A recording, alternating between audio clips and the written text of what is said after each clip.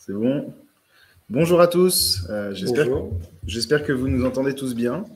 Bienvenue sur ce webinaire Digital Keys intitulé Le mail à la performance. Avant de commencer, je voulais qu'on se présente avec Bastien. Je vais laisser Bastien se présenter et je me présenterai après. Donc, bonjour à tous, Bastien. Je m'occupe du développement commercial chez Digital Keys depuis maintenant 6 ans. Et donc, aujourd'hui, on voulait vous parler avec Loïc de ce sujet extrêmement important qui nous tient à cœur. Et je vais laisser Loïc se présenter. C'est ça. Moi, j'accompagne Bastien également sur le pôle commerce, pour le développement commercial. Et donc, on avait pour commencer une petite question, un petit sondage, en attendant que tout le monde soit présent, à savoir, est-ce que vous avez déjà fait ou connaissez-vous le mail d'acquisition? Donc, je vous invite à répondre à ce petit sondage qui va apparaître en haut à droite de votre écran. Et puis, on va pouvoir commencer ce webinaire. Si tout le monde est présent, il est 11h01.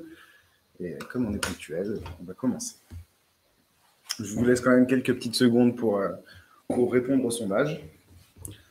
Et est-ce que tout le monde voit bien la présentation? A priori, oui.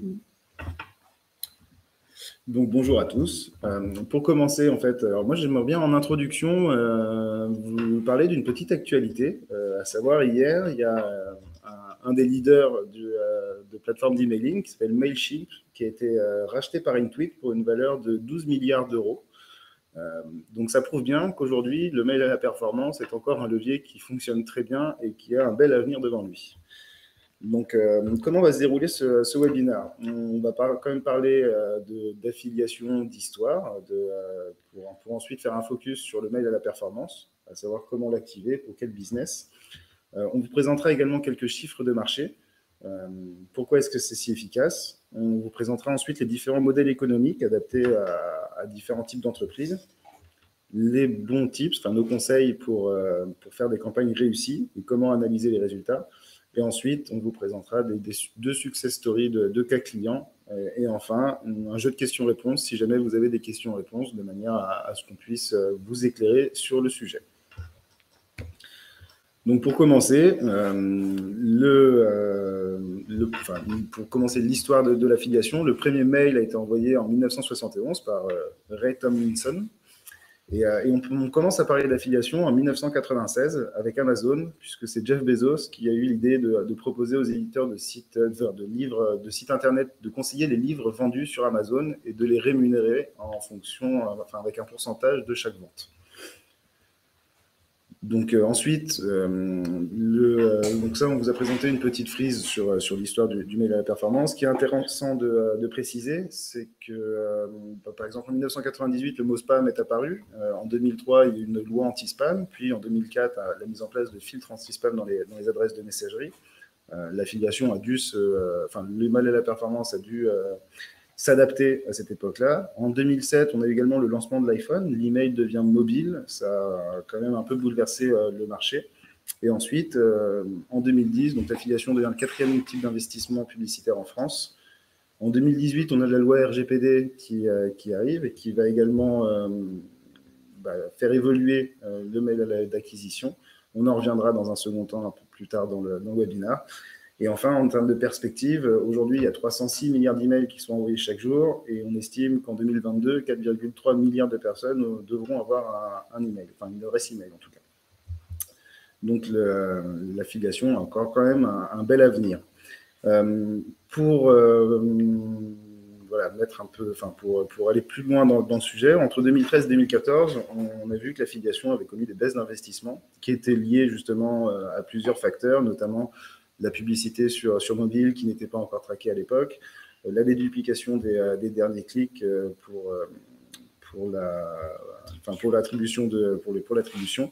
Et donc aujourd'hui, depuis 2016, l'affiliation est revenue, a su vraiment se transformer et évoluer en fonction des différentes mécanismes qui sont apparus. Et donc aujourd'hui, l'affiliation, ça reprend différents programmes, la web influence, les codes promo et l'emailing d'acquisition. Et nous, aujourd'hui, on va vous parler plus en détail du mail d'acquisition. Et donc, je vais laisser la parole à Bastien qui va faire un focus justement sur ce levier. Et donc, effectivement, l'emailing à la performance, déjà, premier point, on va vous expliquer concrètement ce que c'est, comment ça fonctionne. En fait, c'est l'intervention de 3 parties prenantes. D'un côté, un annonceur qui a des besoins de leads, de vente, de trafic. D'un autre côté, ce sont des gens qu'on appelle les affiliés qui ont des bases de données qu'ils souhaitent rentabiliser. Et donc, entre ces deux acteurs-là, il y a ce qu'on appelle les plateformes d'affiliation qui jouent un rôle d'intermédiaire et de tiers de confiance. Donc, typiquement, le rôle d'une agence comme la nôtre, c'est s'assurer que le tracking soit bien effectué pour attribuer, on en parlera lors des modèles économiques, les ventes, les leads, etc., pour que tout le monde soit sûr des résultats. Aussi un rôle de conseil pour identifier quel est le meilleur modèle économique à mettre en place, comment animer une campagne, puisqu'on va le voir de la même manière que pour n'importe quel levier d'acquisition, il faut animer une campagne. Une campagne ne reste pas tout le temps la même, et il faut surtout s'assurer que ces 3, et principalement l'annonceur et l'affilié, est un deal gagnant-gagnant. Et c'est tout l'enjeu de l'affiliation, c'est d'arriver à un système qui soit gagnant pour tout le monde. C'est pour ça que ça s'est extrêmement développé, que ça reste extrêmement intéressant pour les annonceurs. Donc l'emailing à la performance, déjà, on va le voir, ça permet de faire plusieurs choses.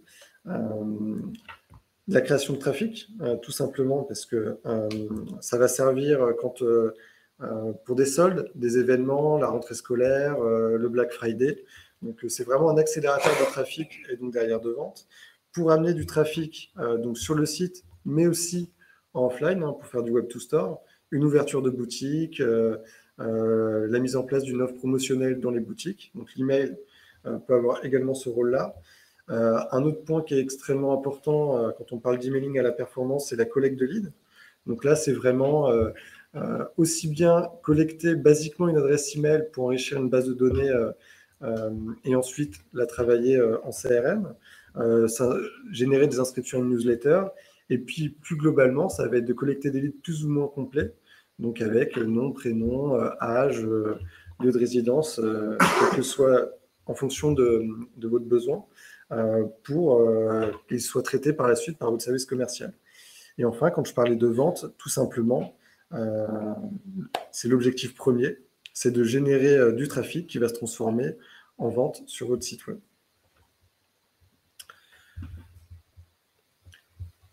Donc ensuite, on voulait vraiment vous parler des avantages de l'email, parce que l'email, ça a toujours une connotation un petit peu ancienne. Et alors pourquoi ça existe toujours l'email? Tout simplement parce que c'est extrêmement efficace. La première chose, c'est qu'on adresse des gens tout simplement qui existent, puisqu'une adresse mail qui est forcément active et correcte, puisque là on parle de base de données, et notamment, je ferai un petit aparté ensuite sur le RGPD, on a aujourd'hui des bases de données qui sont qualifiées. Donc vos emails sont bien envoyés à des gens qui consultent leurs emails. Ensuite, ce sont des adresses qualifiées d'un point de vue actif, mais aussi en termes de qualité. Tout simplement, on va faire, dans notre cas, au-delà de la RGPD, on fait signer avec, et la plupart des plateformes, aujourd'hui c'est une obligation légale, tous les propriétaires de bases de données s'engagent à ce que leurs adresses mail respectent la RGPD, et donc ils signent des chartes. Concrètement, ça se traduit, et c'est là où finalement la RGPD est assez intéressante dans nos métiers. Ça a permis de nettoyer des bases de données, ça a permis aussi aux annonceurs de se reposer des questions sur leurs bases de données, et surtout, ça a permis d'écarter certains propriétaires de bases de données qui pouvaient donner une image assez négative à l'affiliation, même si c'était d'autres plateformes, souvent sur d'autres marchés. Mais en tout cas, aujourd'hui, l'affiliation, c'est vraiment un levier et un marché, et notamment sur l'email, qui est de qualité. Et enfin, concrètement, quand on parle d'email, on va surtout parler de clics. L'objectif, c'est que la personne voit un email et qu'ensuite il clique dessus. L'intérêt, c'est qu'il y a bien une action d'internaute, donc le mail existe. S'il clique, il a forcément une appétence sur votre offre, et un email, à la différence, par exemple, d'une bannière, on fait déjà l'action d'ouvrir le mail. On en parlera après. Et si on clique dedans, c'est bien qu'on a lu le mail. Et enfin, s'ils s'inscrivent et ils remplissent un formulaire sur votre site, c'est bien qu'ils sont intéressés par votre offre. On le voit bien, il y a plusieurs clics. Donc, quand il y a un clic qui arrive in fine sur votre site, il est extrêmement qualifié. Alors, il y a des petits temps de chargement quand je clique. En termes d'évolution, comme le disait Loïc, il y a pas mal d'évolutions réglementaires, mais aussi technologiques, qui ont permis au mail d'évoluer avec son temps. Aujourd'hui, on a la capacité de mettre en place des contenus beaucoup plus dynamiques, donc avec notamment la vidéo, des gifs, des comptes à rebours. Donc l'email n'est pas juste du texte. Aujourd'hui, c'est bien plus que cela. Et c'est notamment dû au fait qu'on est sur des écrans on consulte de plus en plus des emails sur le mobile. Donc on doit vraiment se démarquer et être tout de suite impactant. D'autre part, l'email, c'est un levier. L'email à performance, c'est un levier qui est facilement mesurable, puisqu'on est en capacité de traquer chaque étape. Et donc ça permet vraiment d'avoir une lecture derrière des résultats, une lecture des performances et donc une optimisation qui est simple pour nous en termes d'activation de nouvelles campagnes et d'animation de campagnes. Donc c'est ce qu'on a marqué et on en est intimement persuadé. L'emailing d'acquisition, aujourd'hui, il est vraiment là pour durer, parce qu'il a toujours montré sa résilience finalement par rapport aux évolutions, que ce soit réglementaires ou technologiques. Il les a, au contraire, il s'est adapté et en a tiré profit. Et donc aujourd'hui, on voit que c'est un levier qui a énormément de potentiel. Alors, petit focus sur le RGPD, parce que c'est un sujet qui intéresse beaucoup de monde et qui est souvent commenté et qui inquiète aussi beaucoup de monde. Même si, depuis 2018, beaucoup d'entreprises ont pu avancer sur ces sujets. L'emailing à la performance n'est pas un sujet plus complexe que faire des campagnes sur Google ou d'autres leviers. Donc, tout simplement, il faut respecter les bonnes pratiques de la RGPD, avoir une politique de confidentialité renforcée, avoir une charte de gestion des cookies, donc avec un bandeau d'information, le fameux bandeau que vous voyez sur chaque site, et avoir des mentions claires dans le formulaire opt-in. Donc pas d'inquiétude à ce niveau-là. Et encore une fois, tout est mis en œuvre pour que l'email s'adapte aux réglementations et soit de qualité. Je vais redonner la parole à Loïc qui va vous donner quelques chiffres qui mettent en valeur de façon concrète ce que je viens de vous dire. Merci Bastien. Effectivement, moi je vais vous donner quelques chiffres et très héroïstes sur l'email à la performance. Il y a 59% des marketeurs qui affirment que l'email a une plus grande source de ROI que les autres leviers. Donc ça, c'est une source de EMA. On a 73% des responsables marketing également qui considèrent le ROI de l'email à la performance ou de l'email d'acquisition comme bon ou excellent. On remarque également que l'email est 40 fois plus efficace pour la captation, pour l'acquisition de nouveaux clients que les réseaux sociaux. Et on le voit bien, nous, dans les campagnes de nos clients. Aujourd'hui, le ROI et le ROS d'un email par rapport à des campagnes Facebook, surtout sur de l'acquisition de nouveaux clients, est vraiment beaucoup plus efficace. Et un acheteur, on a remarqué également, surtout pour le retail, qu'un acheteur ayant reçu une offre par email dépense 138% de plus qu'un autre acheteur en ligne. C'est une source disruptive d'advertising. Donc aujourd'hui, on a quand même plusieurs types de modèles économiques et je vais redonner la parole à Bastien qui va vous expliquer vraiment pour quel type d'activité le modèle économique est le plus performant. Donc, effectivement, les modèles économiques, quand on parle d'emailing à la performance, c'est dans le titre. C'est ce qui va être extrêmement important pour valider la réussite d'une campagne et son succès. Donc aujourd'hui, dans l'emailing, il y a plusieurs modèles économiques, donc avec des termes, je ne sais pas si vous les connaissez, mais donc coût par achat, coût par lead, coût par visite, coût par clic, coût par clic-lead, coût par 1000. Donc vous voyez, il y a plusieurs modèles qui sont possibles. Par exemple, sur Google et globalement, on va dire sur Internet, le modèle un petit peu roi, c'est le coût par clic. L'intérêt de l'affiliation, c'est on peut avoir beaucoup plus de modèles qui sont assez intéressants en fonction de vos business. Donc, on va les voir en détail. Il y a un petit problème de retour, désolé.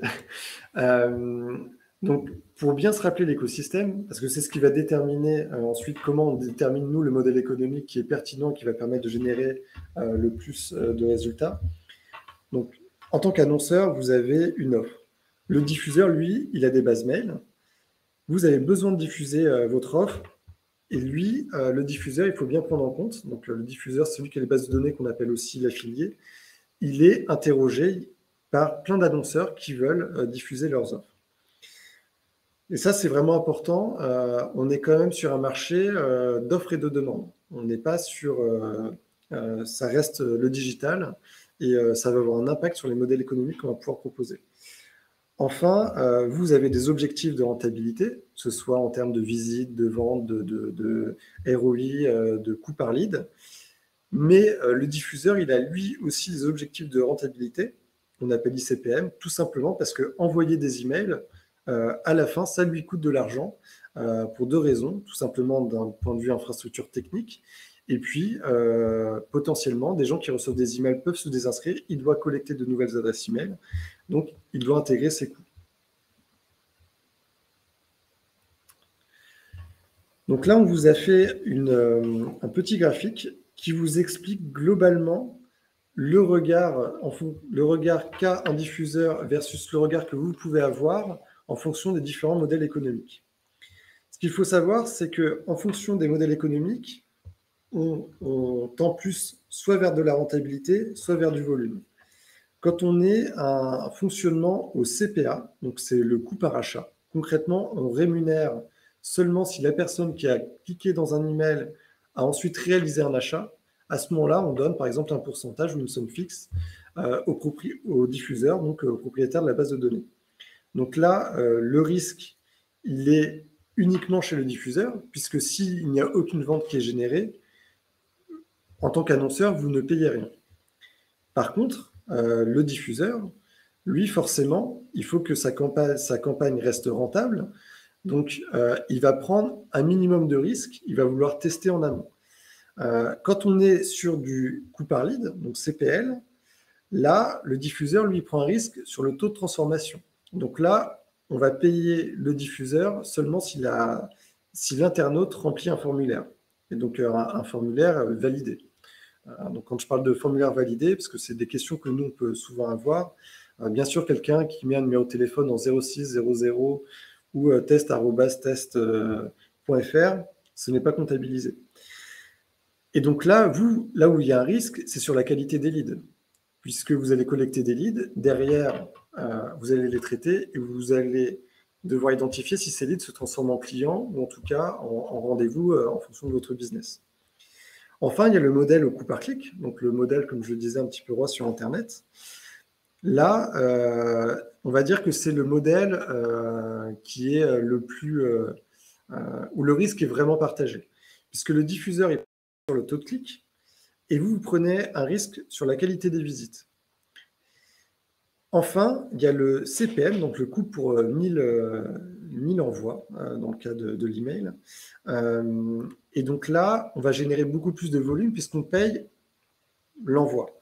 Par contre, c'est vous qui prenez tous les risques, puisque derrière, si ces envois ne génèrent pas de business, vous devez quand même payer pour l'envoi de l'email. Donc ça, on va dire que c'est l'email comme il existait il y a très longtemps, c'est l'email, le modèle d'email à la originelle.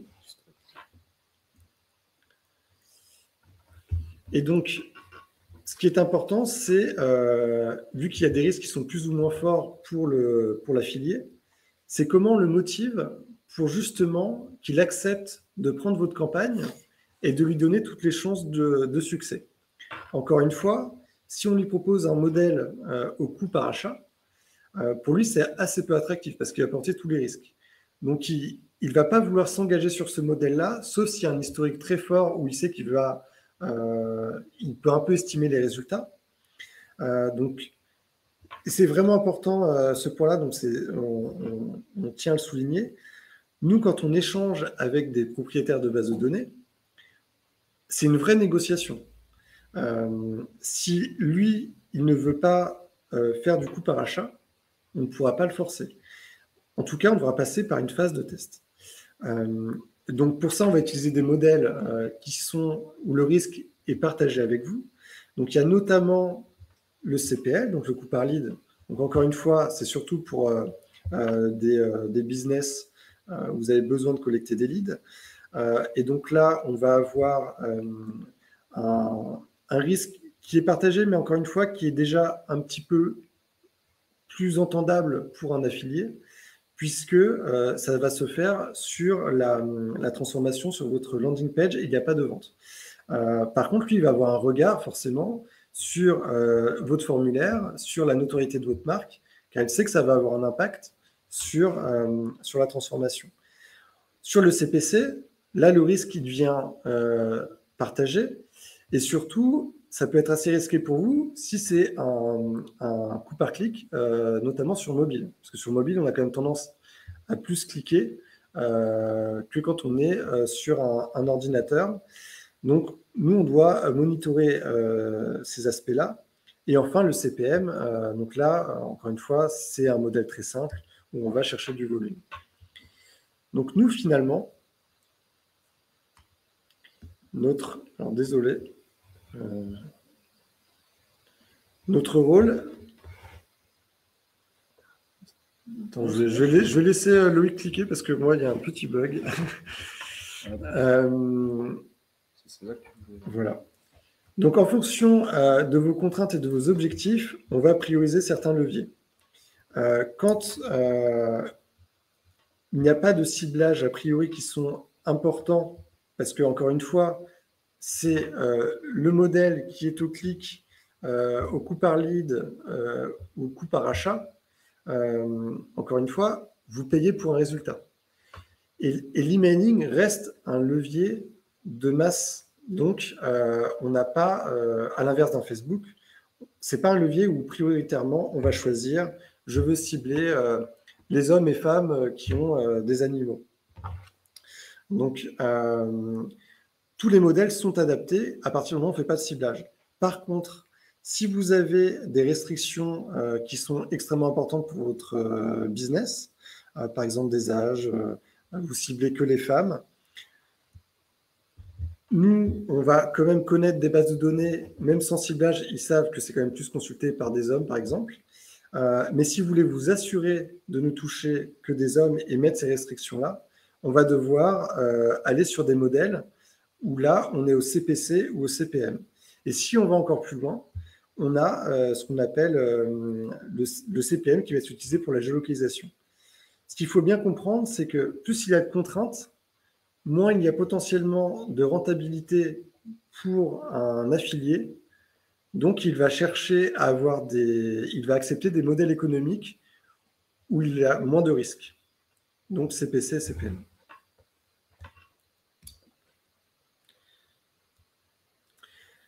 Donc, notre rôle, vous l'avez bien compris, c'est de trouver l'équilibre entre l'efficacité pour vous, annonceurs, et la rentabilité pour un diffuseur.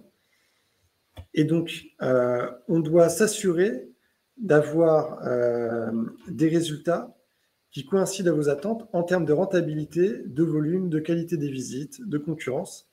Et donc, ce travail-là, c'est un travail qui est individualisé et relationnel aussi bien avec vous qu'avec chacun des affiliés, donc ceux qui ont les bases de données. Et ça, c'est aussi important de le comprendre.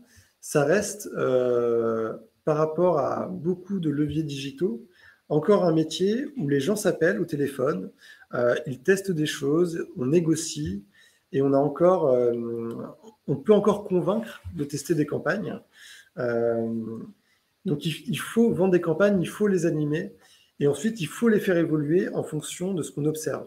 Quand je vous parlais de tests, si au début, on fait une campagne au CPC, on voit que derrière, et on parlera lors de nos cas clients, ça génère beaucoup de ventes. Potentiellement, un modèle à la vente va intéresser, du coup, dans une deuxième campagne, un affilié. Et vous pourrez aussi faire ce calcul-là. Et pour vous, ça pourrait être aussi également intéressant parce que vous ne payez aucun risque. Vous ne supportez aucun risque. Donc encore une fois, ce sont des choses qui évoluent, des campagnes d'affiliation, et ce sont des choses, vous l'avez bien vu, qui fonctionnent in fine à la performance, et si ça marche, c'est un deal qui est gagnant-gagnant entre vous et le propriétaire de la base de données.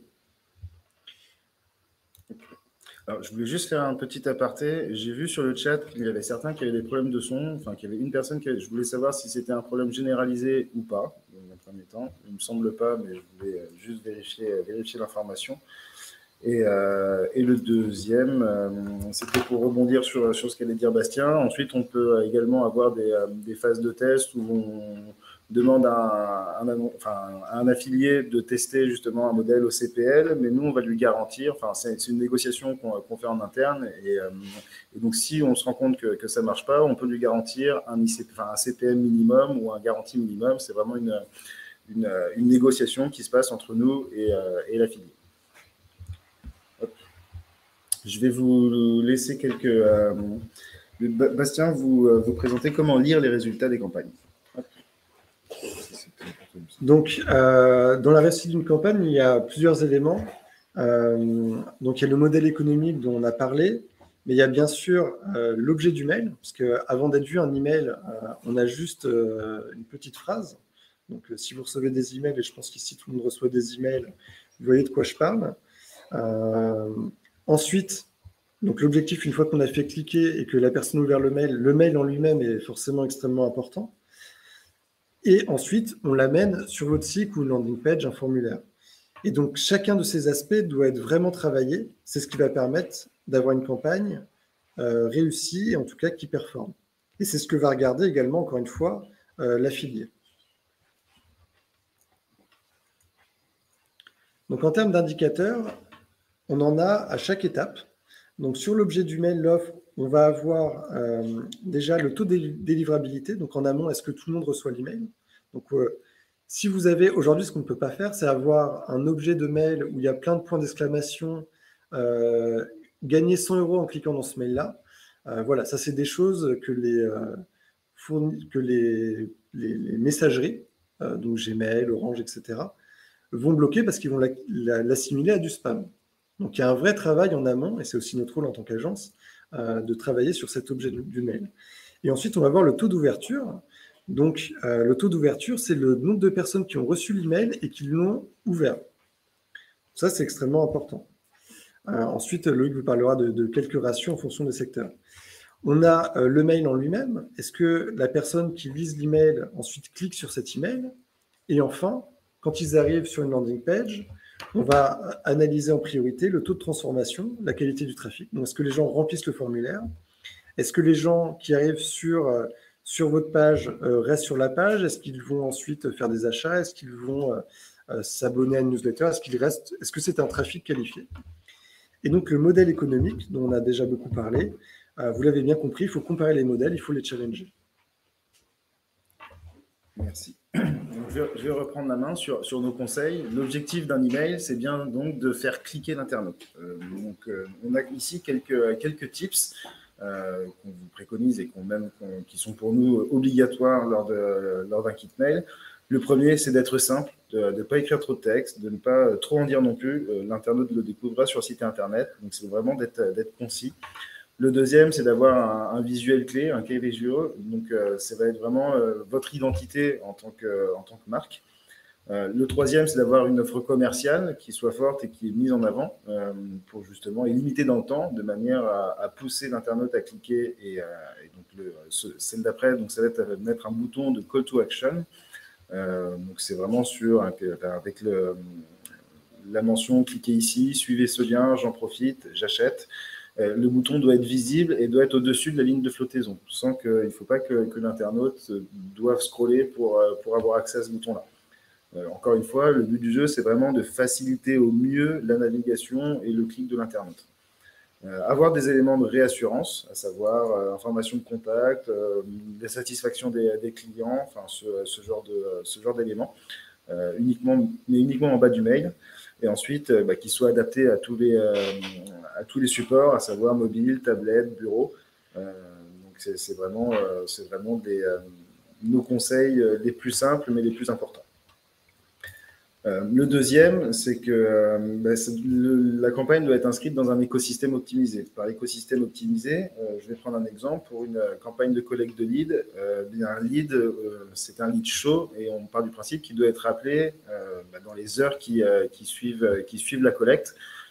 Quand quelqu'un envoie un formulaire pour dire qu'il est intéressé par un produit, il ne le sera peut-être pas 2 semaines après. Donc, il faut vraiment avoir une équipe commerciale qui soit derrière pour pouvoir justement appeler, contacter les leads de manière à les transformer. Si vous êtes sur une campagne d'acquisition de vente, par exemple, il faut que l'email soit optimisé, que si l'internaute clique, qu'il arrive bien sur la page du bon produit qui a été mis en avant dans l'email, que le stock soit suffisant également, et qu'il soit commandable. Donc, ça veut dire également que justement les services réapprovisionnement et les services logistiques de votre entreprise soient réactifs derrière. Et enfin, lorsqu'on s'inscrit dans une logique de CRM, à savoir quand on collecte un email pour une newsletter ou juste un email pour l'animation commerciale, c'est important qu'ils s'inscrivent dans une vraie démarche de logique de CRM, avec des emails automation qui soient bien construits, parce qu'on remarque qu'un email de bienvenue, par exemple, est ouvert à 82% par rapport à un email d'acquisition de nouveaux clients qui a plutôt des ratios aux alentours de 20%. Et enfin, il faut vraiment que les outils de tracking soient correctement placés pour analyser les résultats et pour justement bien mener les optimisations et l'attribution de la vente. Donc, on vous a mis également quelques petits...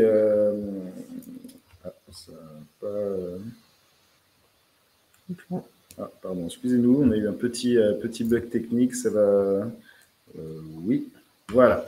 On vous a mis ici quelques... alors, je sais que le tableau est un peu lourd, donc c'est vraiment des taux d'ouverture, des KPI moyens par secteur d'activité. De toute façon, je vous laisserai regarder le vôtre lorsqu'on vous enverra la présentation. Ce qui est important de préciser, c'est qu'il y a des réelles disparités en fonction notamment au niveau du taux d'ouverture, du taux de clic, en fonction du secteur d'activité. On remarque que là où les associations et les gouvernements ont un taux d'ouverture à 30%, le retail, l'automobile, par exemple, ont plutôt des taux d'ouverture à 12%.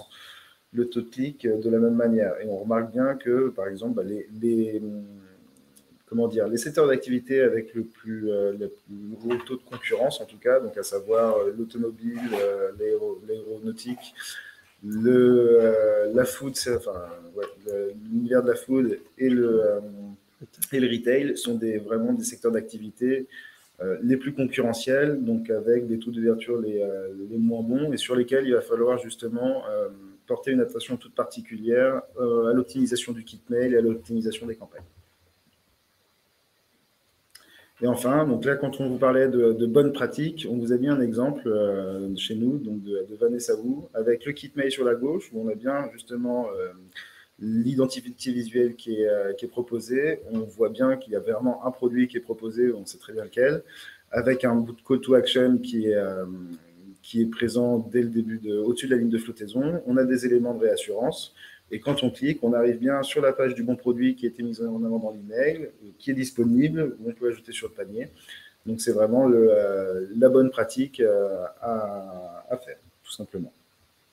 Et donc, pour aller un peu plus loin dans les cas clients, on va vous parler maintenant de 2 success stories chez nous, à savoir Dijo et les Girandières, qui sont sur 2 secteurs d'activité complètement différents, avec des approches différentes. Et on va vous expliquer justement comment est-ce qu'on a su rebondir et optimiser nos campagnes. Je vais laisser la parole à Bastien pour Dijo. Alors, je vais vous parler de Dijo, qui est donc un produit original, puisqu'il s'agit de couteaux qu'on peut personnaliser. Donc, c'est déjà le premier point dont on va parler. Eux, ils ont un objectif, c'est de générer des ventes prioritairement sur des temps forts, donc Noël, Saint-Valentin, Fête des Pères. Et le KPI principal qu'ils suivent, c'est un CPA moyen sur la période. La problématique est que Dijo, et donc son produit, à l'origine, était une marque et un produit inconnu. Donc, pour un affilié, il n'y a pas d'historique, il n'a pas de référentiel, il ne sait pas ce que ça peut donner. Donc, nécessairement, on a dû commencer par mettre en place une campagne au coup par clic, ce qui nous a permis de voir quelle était la réponse qu'on avait quand on envoyait des emails. Est-ce que les gens cliquaient? Est-ce qu'on avait du succès avec cette offre? Les résultats ont été vraiment excellents. Très vite, les affiliés se sont aperçus que s'ils avaient un modèle au coût par achat, ils y auraient beaucoup plus gagné. Et très rapidement, on a pu mettre en place ce type de modèle avec les affiliés qui avaient les meilleurs résultats. Parce que d'un autre côté, c'était, comme j'en ai parlé un peu plus tôt, intéressant pour Dijo, puisque à partir du moment où il ne paye que s'il y a une vente, on n'est pas limité par un budget ou un volume. Donc nous, on leur dit, tant que vous nous faites des ventes, allez-y, tout simplement, parce que c'est encore une fois gagnant-gagnant. Donc, à travers cet exemple, ce qui est vraiment intéressant, c'est comment on arrive avec un levier qui est au début un test, à en faire quelque chose qui est aujourd'hui le levier le plus rentable pour ce client et surtout qui permet de générer énormément de notoriété.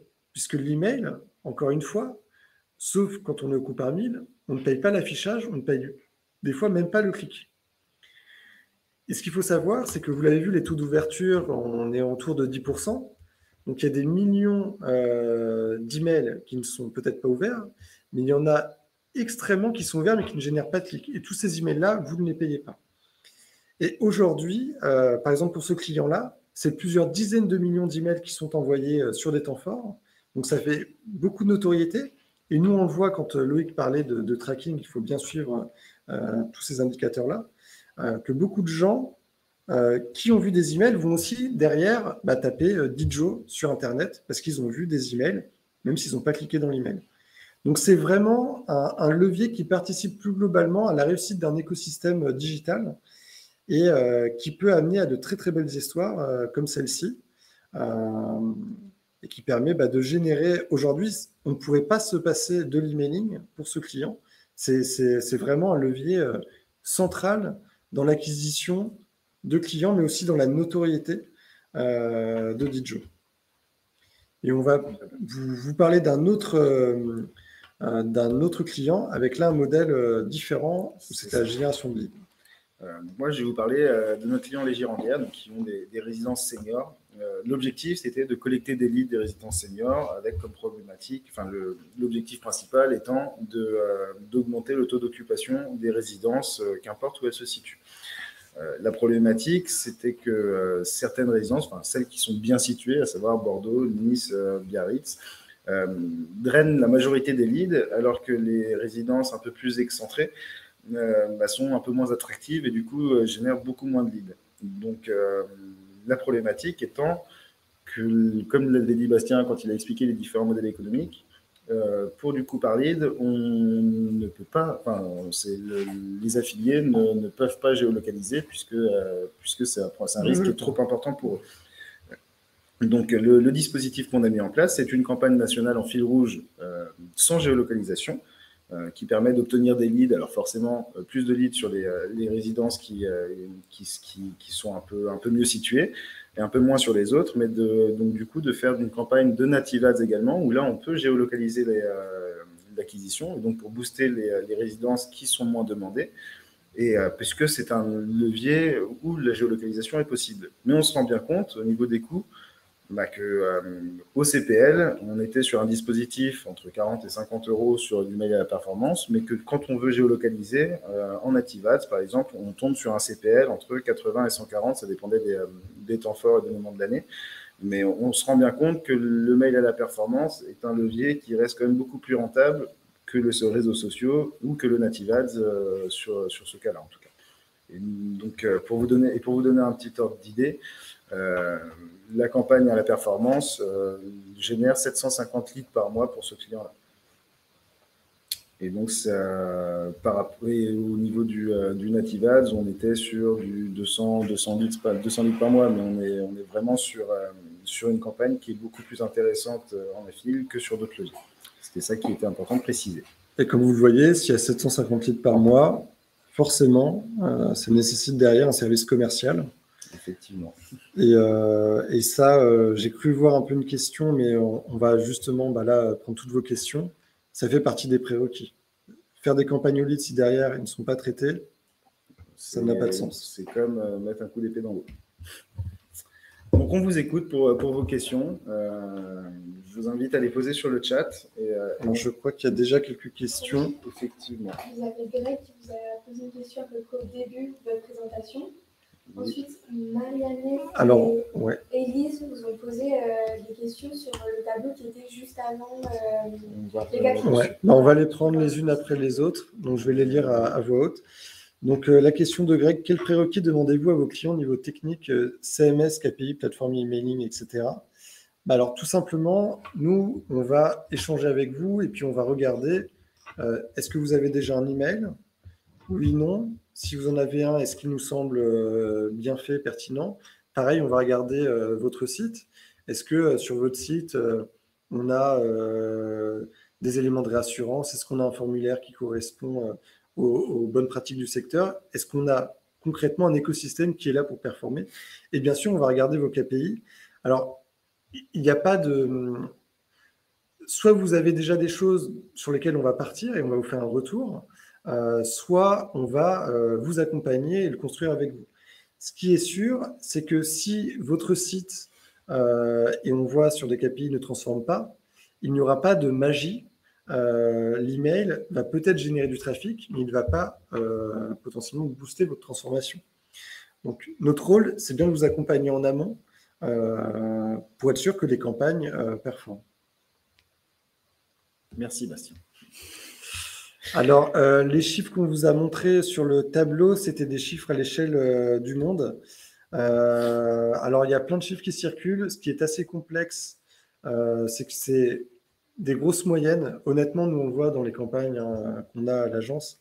En fonction de la notoriété d'une marque, en fonction de tout un tas d'éléments, de la concurrence à l'instant T, on peut avoir déjà des prix très différents et derrière des performances très différentes.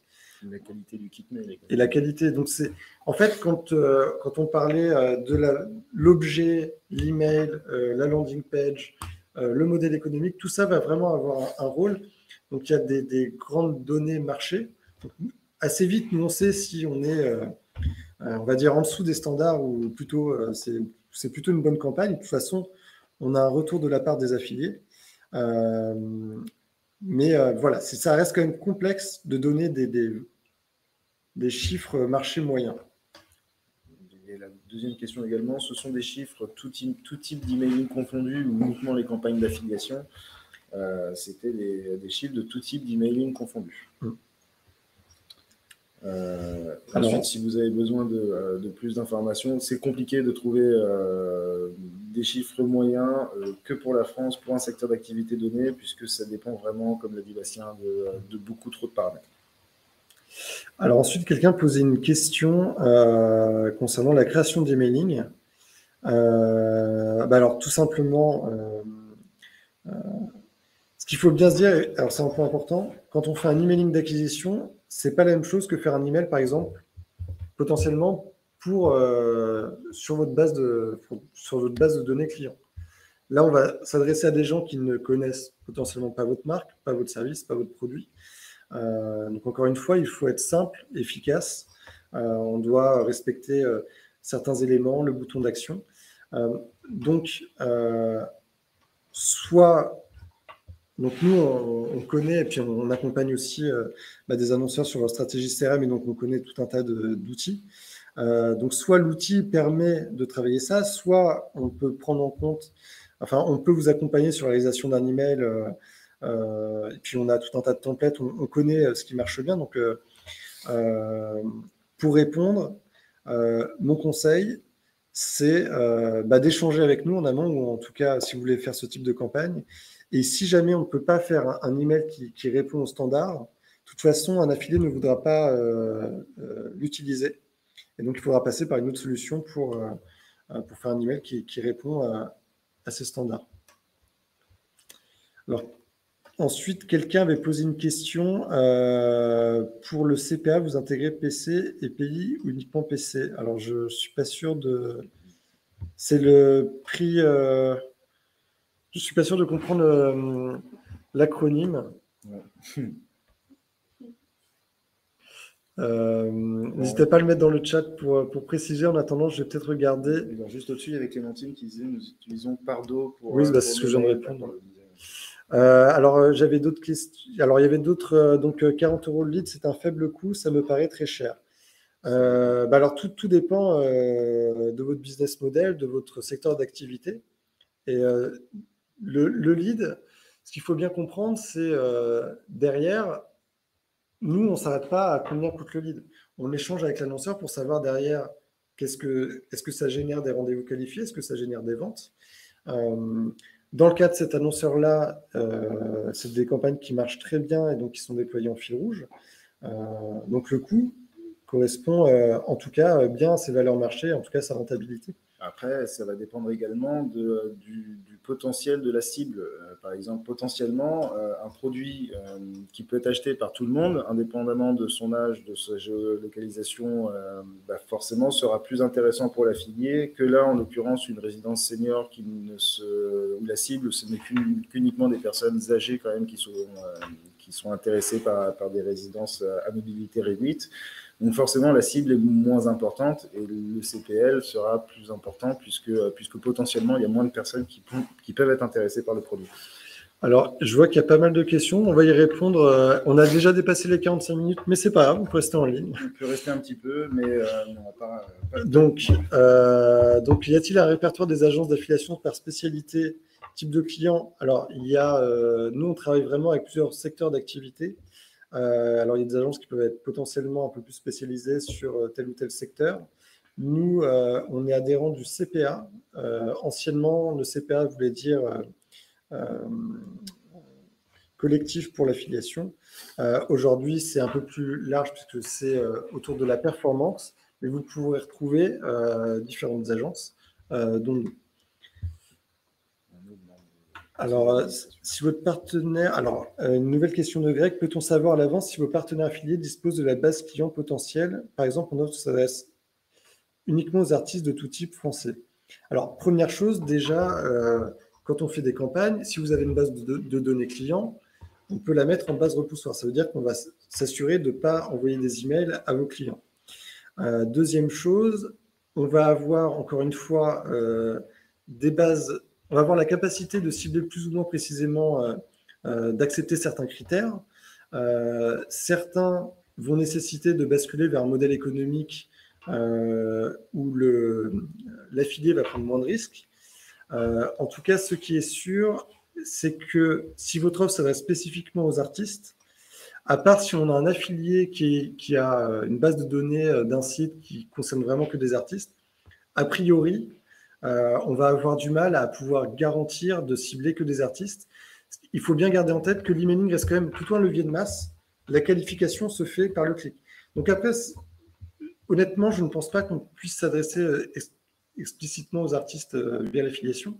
Mais si on fait une campagne où on adresse de manière générale tout le monde et que ça reste rentable pour l'affilié et qu'il n'y a que des artistes qui cliquent et qui derrière, ça reste également rentable pour vous, on peut très bien la mettre en place. Mais ça veut dire que dans tous les cas, il y a une phase de test. Comment mesurer, donc question d'Aurore, comment mesurer au mieux la performance des campagnes avec les récentes CMP obligations de la CNIL? Alors, c'est un vrai sujet. Il y a plein de discussions en ce moment, donc ça pourrait presque faire l'objet d'un webinaire. Et là, pour le coup, il faudrait en discuter avec plusieurs experts chez nous, notamment sur l'analytics, et puis on touche très vite à des choses juridiques. Alors, très concrètement, aujourd'hui, il y a des vraies discussions avec la CNIL et plus globalement... il y a des vraies discussions autour de tous ces sujets-là, puisque ça évolue de manière régulière. Aujourd'hui, ce qui est valable pour Google Ads, par exemple, est valable pour l'affiliation. Donc, à partir du moment où on a un tracking qui est accepté par les internautes, donc là, il n'y a aucun souci. Quand on est sur du lead, les gens remplissent un formulaire.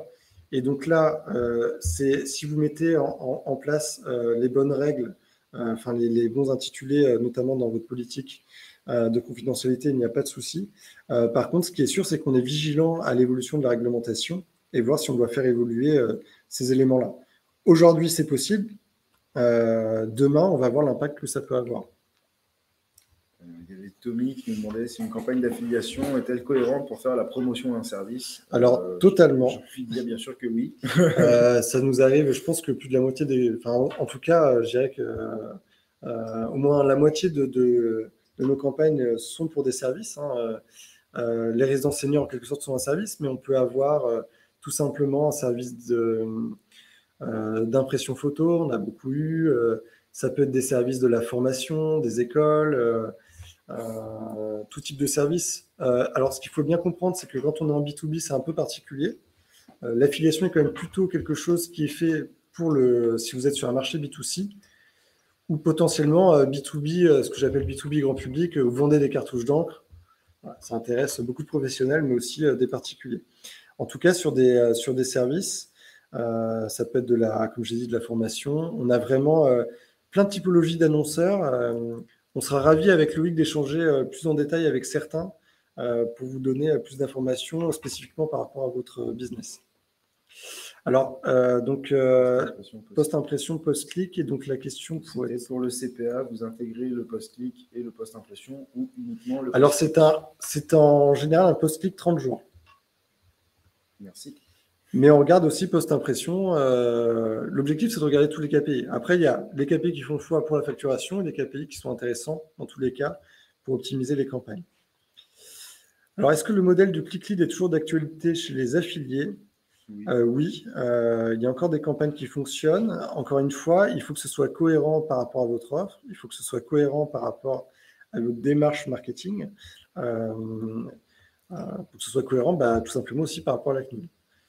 Donc ça, là aussi, c'est un sujet on pourra revenir plus en détail peut-être lors d'un autre webinaire, ou en tout cas avec peut-être en one-to-one avec certains. C'est ça. N'hésitez pas.